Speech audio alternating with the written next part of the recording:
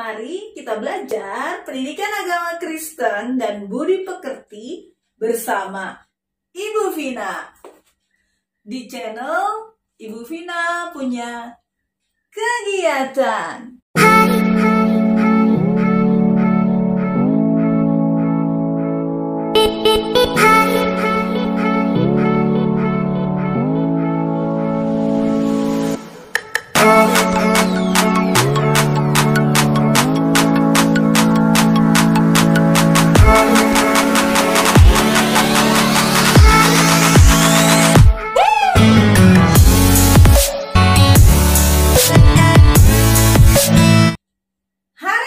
Kita akan belajar pelajaran 10 untuk kelas 3, belajar mengasihi seperti Allah.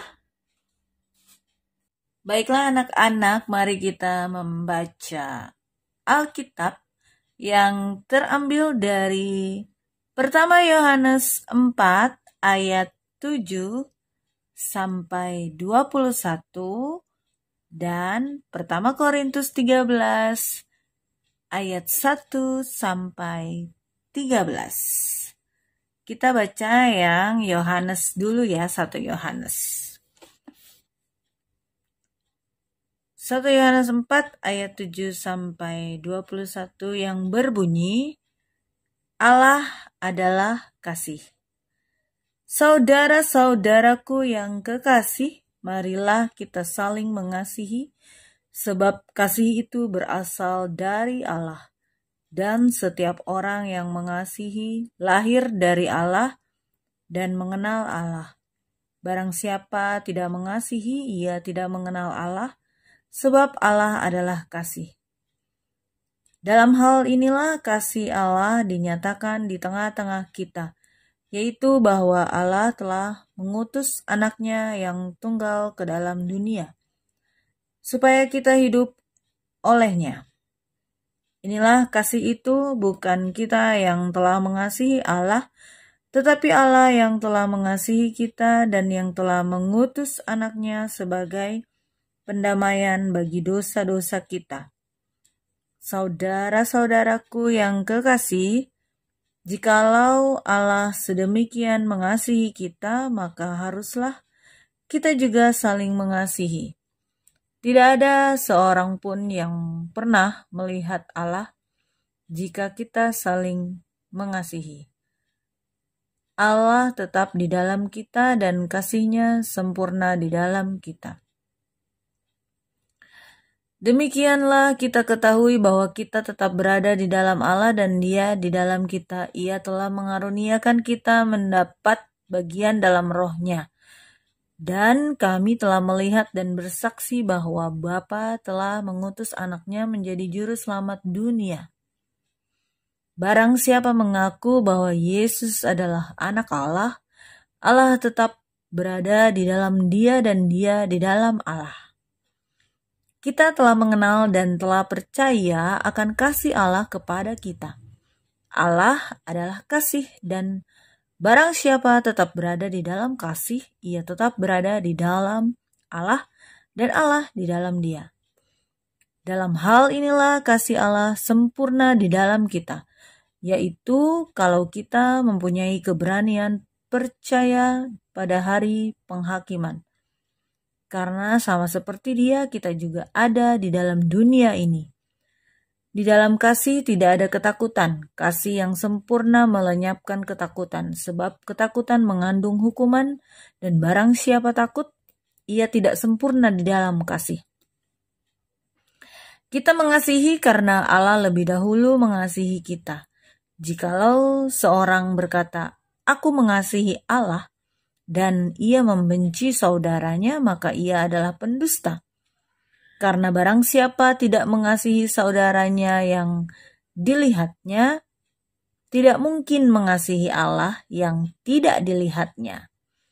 Dan perintah ini kita terima dari Dia, barang siapa mengasihi Allah, ia harus juga mengasihi saudaranya.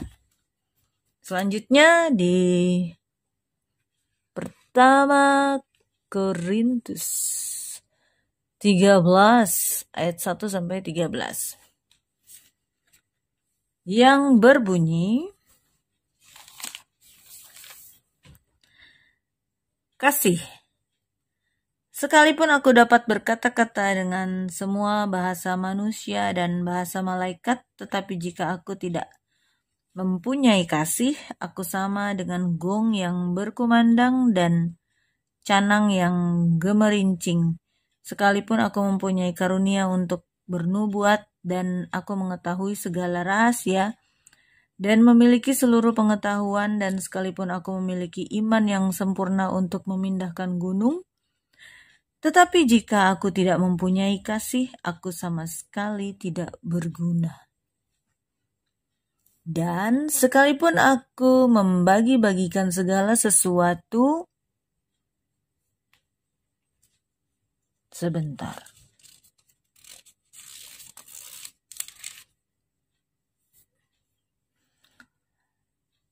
Dan sekalipun aku membagi-bagikan segala sesuatu yang ada padaku, bahkan menyerahkan tubuhku untuk dibakar, tetapi jika aku tidak mempunyai kasih, sedikit pun tidak ada faedahnya bagiku. Kasih itu sabar, kasih itu murah hati, ia tidak cemburu, ia tidak memegahkan diri dan tidak sombong. Ia tidak melakukan yang tidak sopan dan tidak mencari keuntungan diri sendiri. Ia tidak pemarah dan tidak menyimpan kesalahan orang lain. Ia tidak bersukacita karena ketidakadilan, tetapi ia bersukacita karena kebenaran. Ia menutupi segala sesuatu, percaya segala sesuatu, mengharapkan segala sesuatu, sabar menanggung segala sesuatu. Kasih tidak berkesudahan, nubuat akan berakhir, bahasa roh akan berhenti, pengetahuan akan lenyap. Sebab pengetahuan kita tidak lengkap dan nubuat kita tidak sempurna. Tetapi jika yang sempurna tiba, maka yang tidak sempurna itu akan lenyap. Ketika aku kanak-kanak, aku berkata-kata seperti kanak-kanak. Aku merasa seperti kanak-kanak. Aku berpikir seperti kanak-kanak. Sekarang sesudah aku menjadi dewasa, aku meninggalkan sifat kanak-kanak itu. Karena sekarang kita melihat dalam cermin suatu gambaran yang samar-samar. Tetapi nanti kita akan melihat muka dengan muka. Sekarang aku hanya mengenal dengan tidak sempurna. Tetapi nanti aku akan mengenal dengan sempurna, seperti aku sendiri dikenal. Demikianlah tinggal ketiga hal ini, yaitu iman, pengharapan, dan kasih. Dan yang paling besar di antaranya ialah kasih. Demikianlah pembacaan firman Tuhan, terpujilah Kristus. Haleluya. Nah, anak-anak, pada pelajaran sebelumnya kita sudah belajar bahwa kita diberi kemampuan oleh Allah untuk mengasihi orang lain. Walaupun masih kecil, kita juga bisa mengasihi orang-orang yang ada di sekitar kita. Tapi kita juga perlu belajar mengasihi dengan benar. Pada pelajaran kali ini, kita akan belajar mengasihi seperti Allah. Ayo kita pelajari bersama-sama. Pertama-tama, menemukan kasih sejati. Banyak orang yang merasa mampu untuk mengasihi sesama, namun mereka belum mengerti arti kasih yang sesungguhnya. Itulah sebabnya ada orang yang menolong orang lain tetapi mengharapkan imbalan atau hadiah. Ada juga orang yang bersikap baik hanya supaya dianggap baik oleh orang-orang di sekitarnya. Lalu, seperti apakah kasih yang sesungguhnya itu? Ayo, amati sekitarmu dan temukan perbuatan mengasihi yang sesungguhnya. Sekarang coba kalian perhatikan ayat Alkitab berikut ini. 1 Yohanes 4 ayat 9.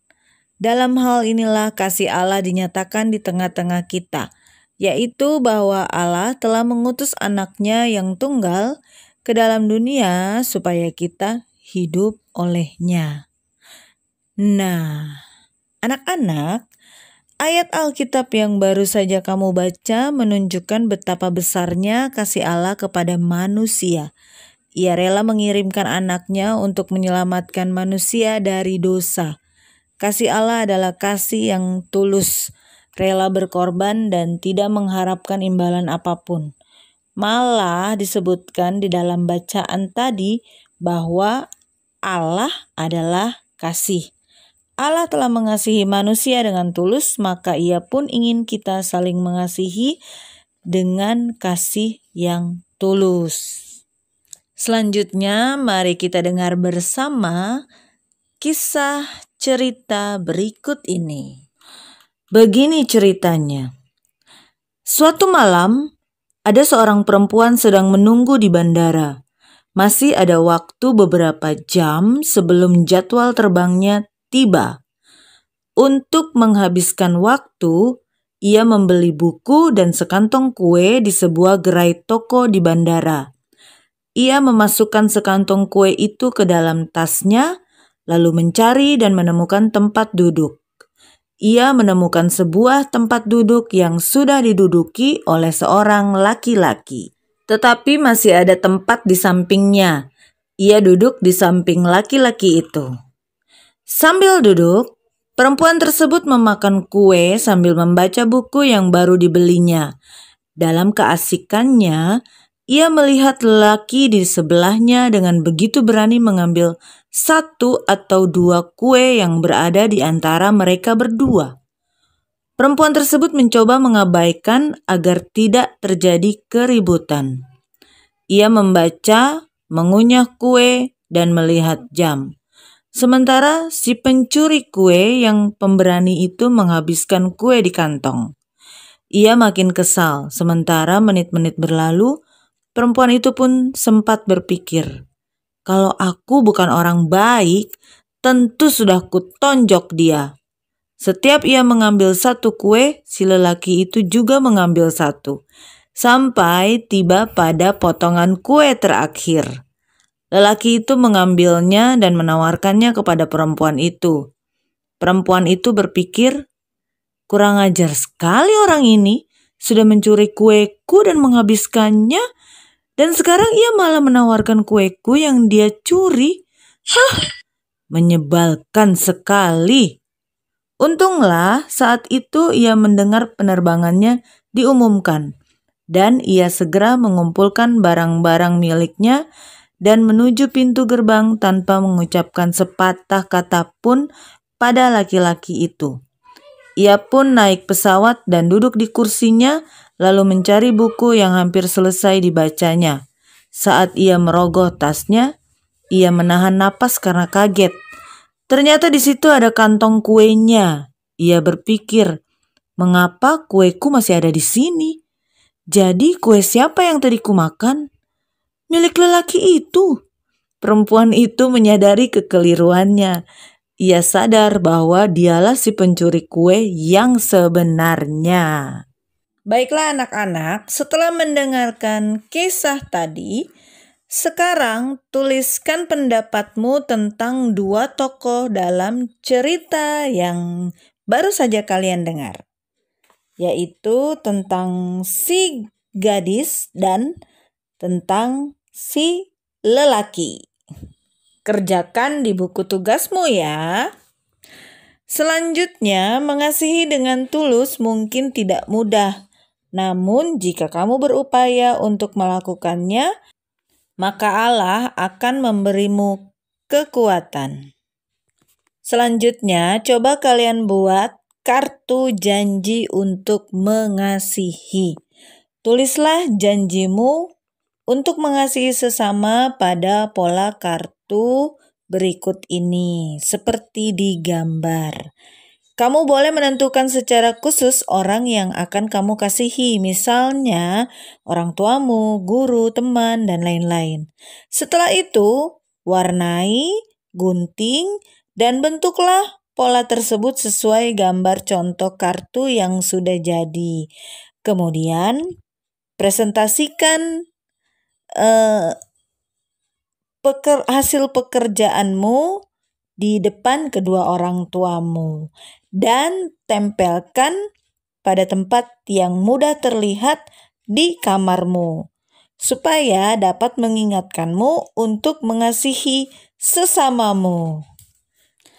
Untuk mengakhiri pelajaran di hari ini, silahkan kalian isi pertanyaan-pertanyaan berikut ini. Kerjakan semuanya di buku tugasmu. Sekarang, mari kita mengakhiri dengan doa. Tuhan Yesus, terima kasih karena Engkau mengajarkan kasih yang sejati. Ajarilah aku untuk mengasihi sesamaku dengan kasih yang tulus.